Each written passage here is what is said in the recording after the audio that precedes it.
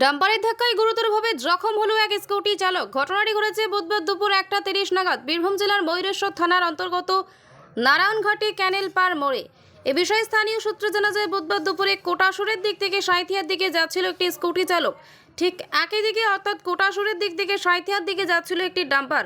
তবে নারায়ণঘাটি ক্যানেল পার মোড়ে ডাম্পারকে সাইড দিতে গিয়ে ডাম্পারে আঘাতে গুরুতরভাবে জখম হয়ে রাস্তার উপরে পড়ে ওই স্কুটি চালক। ঘটনাস্থলে রক্তাক্ত অবস্থায় হয়ে পড়ে নারায়ণঘাটি ক্যানেল পার মোড়। ঘটনাস্থলে তড়িঘড়ি এসে পৌঁছায় ময়ূরেশ্বর থানার পুলিশ প্রশাসন এবং সেখান থেকে ওই আহত ব্যক্তিকে উদ্ধার করে রামপুরহাট মেডিকেল কলেজ হাসপাতালে নিয়ে যাওয়া হয়েছে বলে জানা যায়, যদিও এখনও পর্যন্ত ওই আহতের সম্পূর্ণ পরিচয় জানা যায়নি। কি হয়েছিল কাকা এখানে? ডাম্পার আসছিল, হ্যাঁ, দিয়ে ও ডানে ছিল, পায়ে ঘুরতে যেছে, হ্যাঁ দিয়ে ধাক্কা মেরেছে। হ্যাঁ আবার কি দিয়ে তারপর কি হলো? এখানে কারা এলো? উদ্ধার করলো কে? বডিটাকে কে উদ্ধার করলো? এই আমরা সব করলাম, হ্যাঁ, দিয়ে কোথায় নিয়ে যাওয়া হলো ওকে? পুলিশের গাড়িতে চাপে নিয়ে গেল। কি নাম আপনার?